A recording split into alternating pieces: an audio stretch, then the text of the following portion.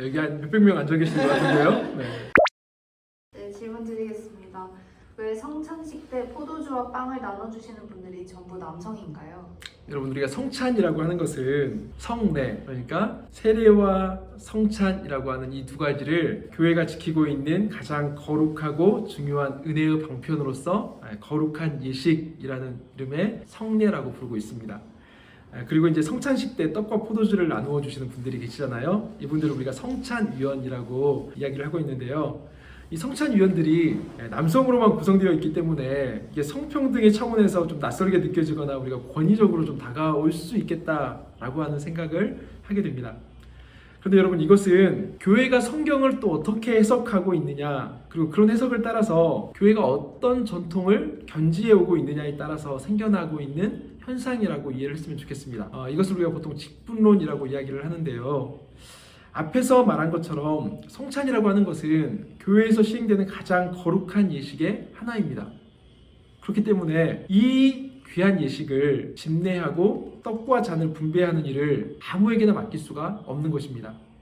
그래서 교회의 칠이나 혹은 교회의 영적인 질서를 담당하는 사람들이 이 귀한 예식을, 이 거룩한 예식을 담당하도록 맡도록 했습니다. 대표적으로 교회 안에 안수받은 직분자들이 있습니다. 목사, 장로, 안수집사, 이런 직분들이 안수받은 직분자로서 교회의 치리와 영적인 질서를 담당하는 역할들을 하고 있습니다. 그래서 이 성찬위원들을 우리가 안수집사님들, 장로님들, 그리고 목사님들이 하고 계시는데요.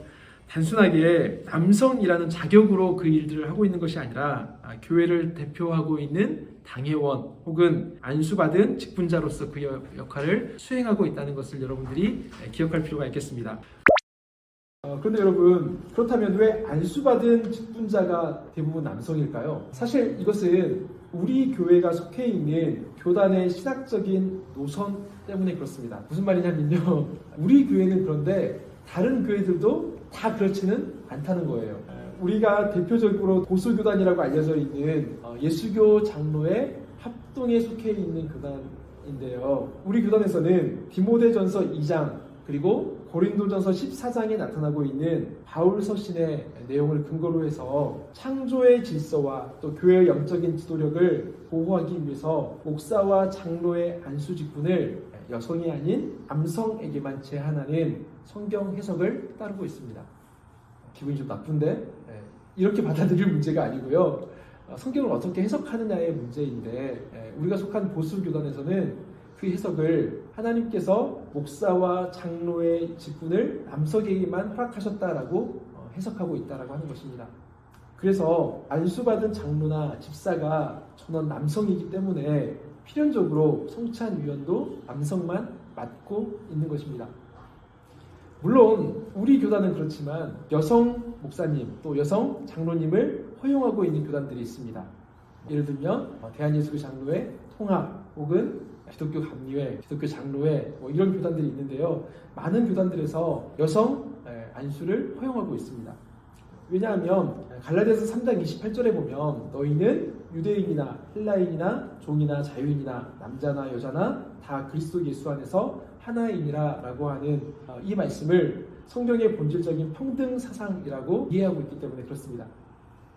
그래서 여성에게도 목사와 장로의 안수를 허락하고 있는데요. 이런 교회에서는 여성 장로님이나 또 여성 목사님들이 성찬위원으로 섬기시는 모습을 우리가 볼 수 있는 것입니다. 물론 시대가 변하면서 다양한 해석들이 나오기도 하고 또 해석들이 변화되고 있는 부분들도 분명히 있습니다. 그러나 오늘날 남녀의 역할이 완전히 동등해졌다라고 보고 있는 우리의 시대적인 배경과는 조금 달리 성경의 원리를 우리는 여전히 하나님께서 역할을 구분하셨다라고 보고 있고 이걸 차별이라고 이해하기보다는 하나님께서 두신 뜻이 그러하다, 역할을 구분하셨다라고 우리가 바라볼 필요도 있을 것 같습니다. 여전히 교회 내에 어떤 역할이 남성에게만 제한되는 그런 모습들을 우리가 바라보면서 세상의 눈에 볼 때는 교회가 불평등하다라고 또 성차별들을 하고 있다라고 이렇게 여길 수도 있는데요. 이것이 결코 성별에 따른 우열의 문제가 아니라고 하는 점, 그리고 교회의 영적인 질서를 세워가기 위해서 각각의 주어진 역할들을 감당하는 것이라고, 신학적인 깊은 고민과 또 그러한 역사적인 전통의 결과로서 우리 가운데 주어졌다라고 하는 점들을 여러분들이 기억했으면 좋겠습니다. 물론 이것을 우리가 지난번에도 말씀드렸던 것처럼 디아포라의 문제로 보느냐, 디아포라의 문제로 보느냐, 그러니까 진리의 문제로 보느냐, 비진리의 문제로 보느냐, 다양한 해석에 따라서 이 결과들이 다양하게 나타날 수는 있습니다. 그러나 여러분, 이걸 통해서 우리가 오늘날 교회 가운데 하나님께서 우리에게 주시는 은혜가 무엇인지를 깊이 고민해보고 또 그 은혜들을 누릴 수 있었으면 좋겠습니다. 네, 이상입니다.